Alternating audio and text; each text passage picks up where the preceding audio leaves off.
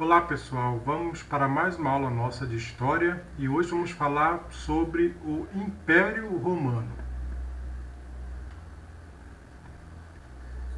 O Império Romano surge da crise da República Romana. A República Romana começa a dar sinais de crise quando ocorrem as reivindicações dos plebeus pelo acesso à terra.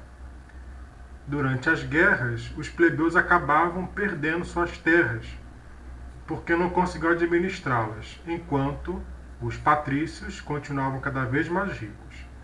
Diante disso, os tribunos, os irmãos Tibério e Caio Graco, ambos tribunos da plebe, propuseram algumas reformas agrárias em Roma. A primeira delas, proposta por Tibério Graco, limitava o tamanho de terra que o indivíduo podia possuir e também distribuía alguns lotes para cidadãos pobres. A reforma teve apoio de camponeses, dos plebeus, mas desagradou os latifundiários.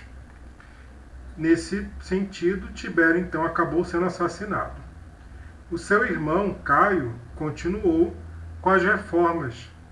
Uma delas, por exemplo, estendia a cidadania romana a alguns povos aliados, e outra obrigava o governo a pagar equipamento para os soldados que iam para a guerra.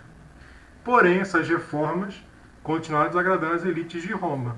E aí, com medo de ser assassinado, Caio pede que um escravo o mate. Diante disso, o exército romano acaba se fortalecendo nesse contexto.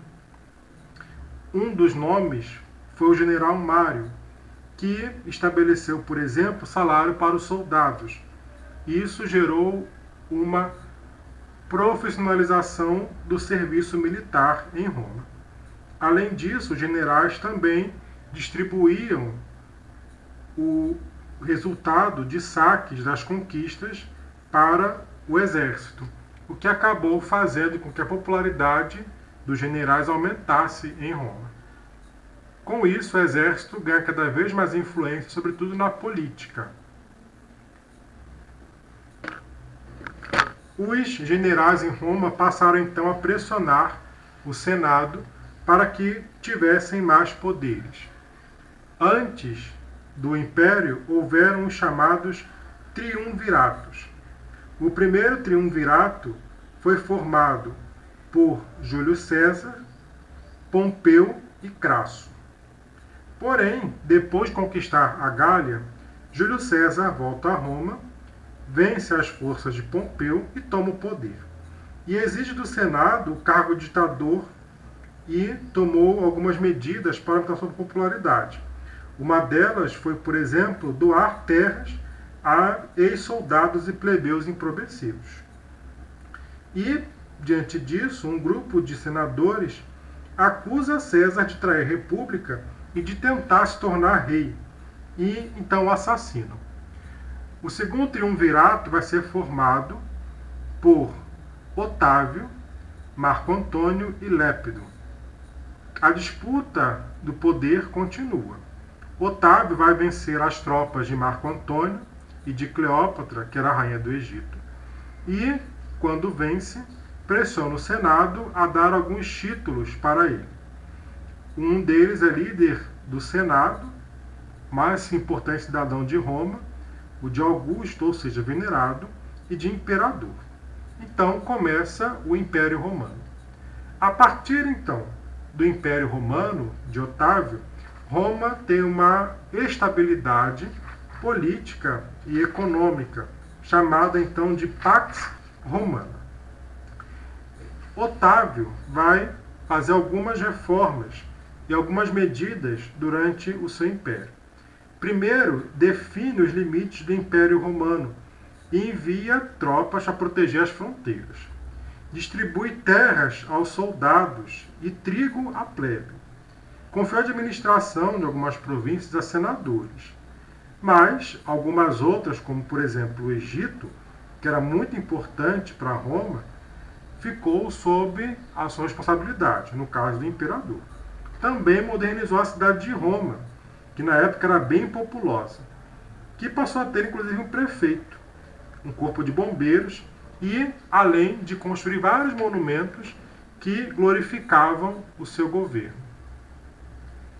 Então aqui é um mapa do Império Romano.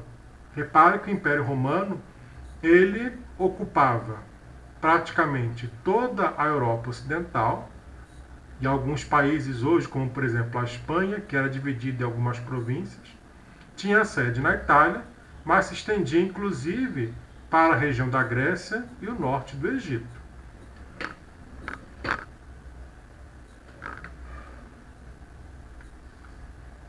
Os romanos, no Império, construíram vários monumentos. Um deles, por exemplo, que é bem famoso, é o chamado Anfiteatro de Flávio, que é o Coliseu. O Coliseu ele está vinculado a uma prática muito comum que se estabeleceu no Império Romano, que é a prática do everditismo, ou também chamado de política do pão e circo. Para manter sua popularidade, os imperadores então promoviam espetáculos com gladiadores nestes locais, que eram gratuitos, e distribuíam trigo à população. Com isso, eles evitavam revoltas naquele contexto. Também os arcos glorificavam, eram construídos como uma homenagem aos imperadores. Aqui, por exemplo, é justamente o Arco de Tito, que fica no Paladino, em Roma. E abaixo é um aqueduto. É uma construção feita para transportar água de rios e poços para os centros urbanos, muito comum nas províncias romanas. Esse, por exemplo, fica na cidade de Segóvia, na Espanha, que também era província romana. Durante o Império Romano, no terceiro século, ocorre o surgimento de uma nova religião, que começa, na verdade, lá na Palestina, na Judéia, que era uma província romana. Como nós sabemos, o cristianismo tem origem com Jesus Cristo, um judeu que se dizia o Messias, e passou a ter vários adeptos, principalmente pessoas mais pobres da sociedade, que viam sua pregação como uma esperança.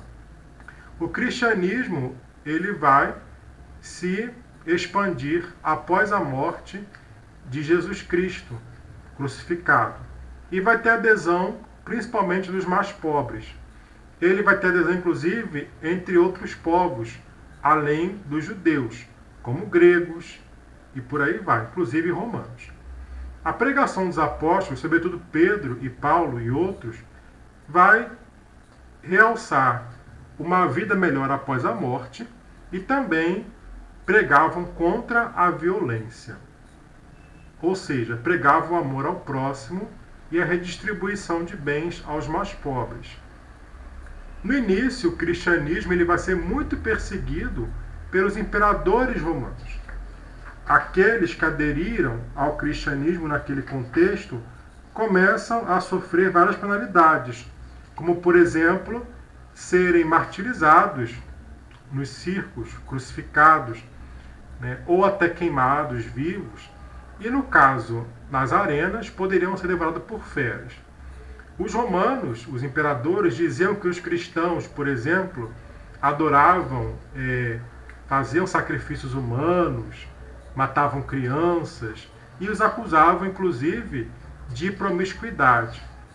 Porém, durante um tempo, embora sendo perseguida, a religião cristã acabou se expandindo cada vez mais.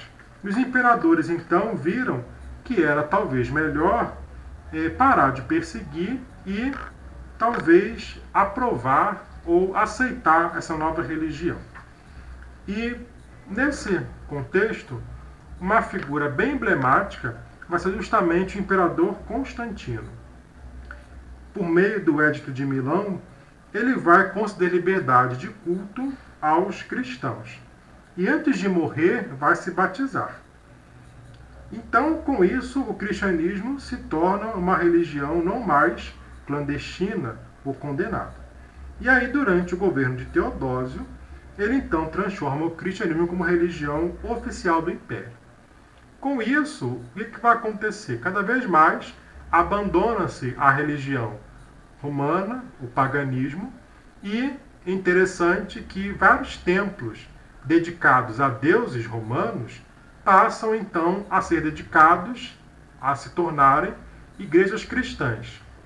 Antes, os cristãos celebravam seu culto principalmente em casas ou em catacumbas. Mas, conforme se torna uma religião oficial, ela então adquire templos cada vez maiores. Aqui, por exemplo, era um templo dedicado ao deus Antonino, que se torna uma igreja cristã. Com isso, o cristianismo se expande de tal maneira que vai, inclusive, ter a sua sede justamente em Roma, na cidade em que outrora foi perseguido. Aqui, por exemplo, a Basílica de São Pedro, que é a sede da Igreja Católica atualmente. Então, eu fico por aqui e até a nossa próxima aula.